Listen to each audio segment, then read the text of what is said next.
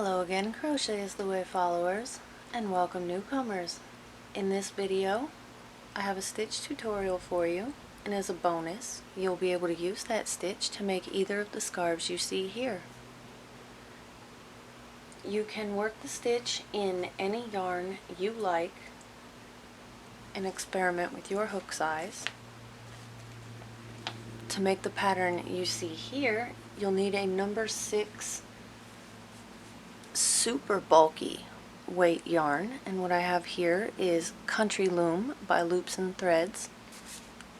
It's a fluffy textured yarn, and this stitch makes it so much easier to work with a yarn like this because you're not going to work into the stitches themselves, you'll only work into the chain spaces of the mesh. Also, to work this pattern, a size P hook, 10mm, and the usual tools like scissors and a yarn needle, and I do recommend that you grab a couple of stitch markers for this pattern because the beginnings and ends of the rows can blend in and fool you. So until you get used to it, it's a good idea to mark that. Save yourself the headache. Alright, we will start with the stitch tutorial. Stick around to the end if you want the scarf pattern.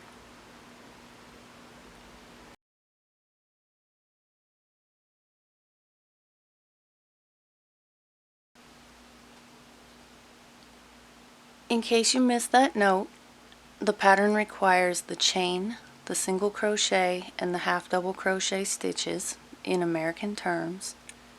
And if you are a beginner and you need help, I'll quickly walk you through those. To begin the pattern, you can start with a slip knot if you are more comfortable with that. I begin without a knot with the working yarn over the front of the hook and the tail to the back. All you have to do is cross the tail over, and then it makes a loop when you make your first chain. We're going to work into that loop one time, so leave it nice and big, give yourself plenty of room, and you can tighten it up later. Yarn over and pull through for a chain. Now we need 2 chains, so yarn over and pull through again. Now we'll make a half double crochet in that first loop. Yarn over, insert the hook under both top loops of the stitch, yarn over, pull up a loop for 3 loops on your hook, yarn over and pull through all 3 loops on the hook, and there's your half double crochet. You can tighten up your beginning loop now. And to continue with the rest of the chain spaces that we'll create for the beginning row, it builds like a ladder, and each stitch is made into that space between the half double crochet and the chain 2. So to start the next space, chain 2 and make your half double crochet in between the chain 2 and half double crochet. And there's your second space. Again, chain 2, half double crochet. And you can continue that for as long as you need, but for this tutorial I'll only be making a 4-inch or 10cm gauge swatch. And I know that each one of these loops in my gauge equals about 1 inch or 2.5 centimeters. So that should be all I need to make for us to get started. There we go, 4 inches. I'll give you a moment if you're working a longer beginning and you need some time to catch up. Now's a great place to pause the video, and I'll show you the next row when we come back.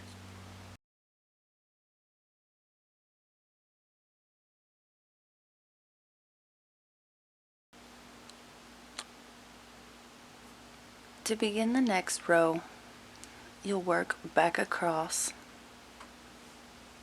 that beginning chain, or the first row that you created with the half double crochet stitches. Now we'll work into a chain 1 single crochet mesh. In the first space we need to make a single crochet.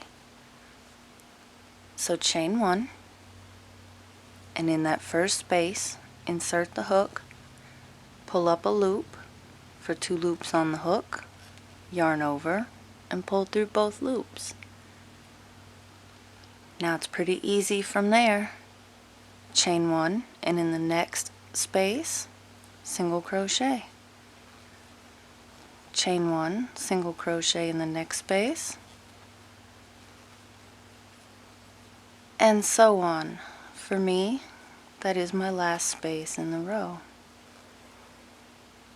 But you don't stop with just that last single crochet in that space, because if you count, I started with 1, 2, 3, 4 spaces, and now I have 1, 2, 3. You lose a space starting with a single crochet and moving into your mesh at the beginning of the row.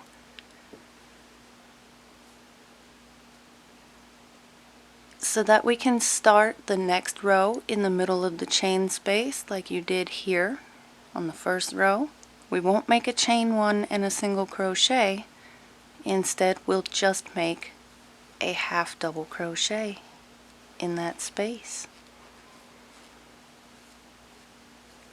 And that equals a single crochet and a chain 1. And here's where, if you'd like, you can flip your tail over, weave it in as you go, work over it, cheat a little bit. For the next row, chain 1 and turn, and each row is worked the same from there.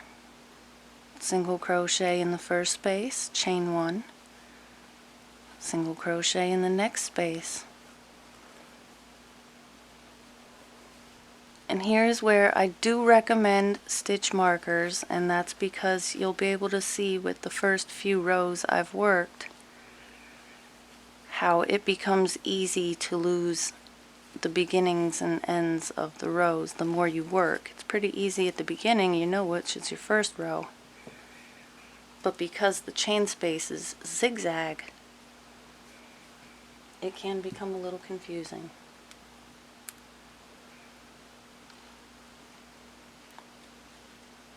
You don't have to mark the end space when you get to the end of a row, but once you chain and turn and work that first space, it's a good idea to throw a marker in there.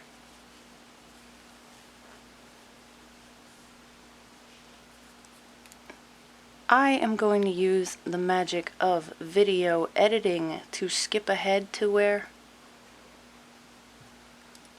our gauge swatch is done, and that's because from here every row is worked the same. Single crochet in the first space, chain 1, single crochet in the next space, repeat that across, and then remember, in your last space, after you make that single crochet, make a half double crochet. Alright, if you are looking to measure your gauge for the pattern, for either one of the scarves, the gauge is the same either way you work it, then now's a great place to pause the video while you work on, and I'll meet you back here once we have a gauge swatch. See you soon.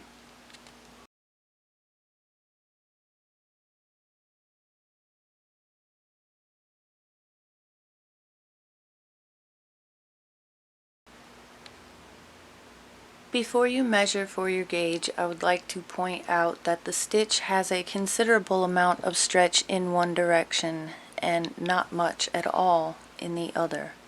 When you pull out horizontally on it, it won't go anywhere. But when you pull vertically on it, it will distort the pattern quite a bit. You don't want to pull up vertically and stretch the stitches way out before you measure for your gauge. You want them settled in nice and close together, but you don't have to smush them and distort it the opposite direction either. Just let them be where they want to be. Now we know it's 4 inches across, but when you measure for a row, keep in mind that there is a bump on one side. And on the other side there's a recess. They zigzag. So if you measure from bump to bump, you're skipping up a row and you will not get a true measurement.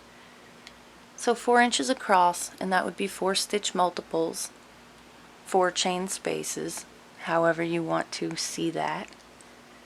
And in height we have 1, 2, 3, 4, 5, 6, 7 rows in 4 inches or 10 centimeters.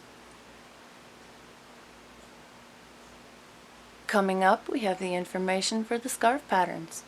Stick around.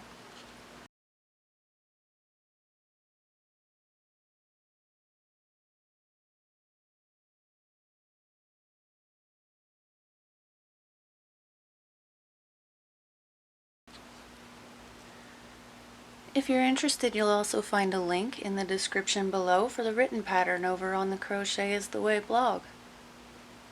To make this go very quickly, both of these scarves are the same dimensions. They're 4 inches wide, or 10 centimeters wide, by 60 inches long.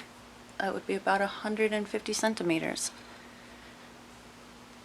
This one worked in short rows. You already saw me working that when I created a gauge swatch. It is the same pattern, 4 spaces across, 4 inches wide. I didn't count rows for that one. I simply measured and ended when it was 60 inches in length. This one began with a long beginning chain. Again, same dimensions, so 60 inches long, 60 spaces to begin, and then work back across for an additional 6 rows to equal the 4 inches in width. Pretty simple. And once you learn that stitch, a scarf is a great way to practice a new stitch. Or use up a fuzzy yarn that you don't like working with. It gets rid of it fast. I'd love to know your opinion. Which one do you like more? Short rows or long rows?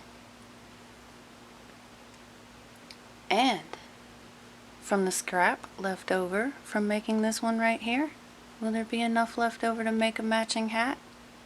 We'll have to wait and see. If you find a link in the description below, you'll know I did it. Well, that's about it for the pattern and the tutorial. I hope you've learned everything you need to know to use the stitch any way you like. I'd love to see your work. Use your imagination. I'd love to see what you create. Don't forget that you can follow Crochet is the Way on Facebook, Pinterest, and Ravelry. You can also subscribe here for more videos. Subscribe on the Crochet is the Way blog for all kinds of random things about a life full of crochet. And as always, happy crocheting!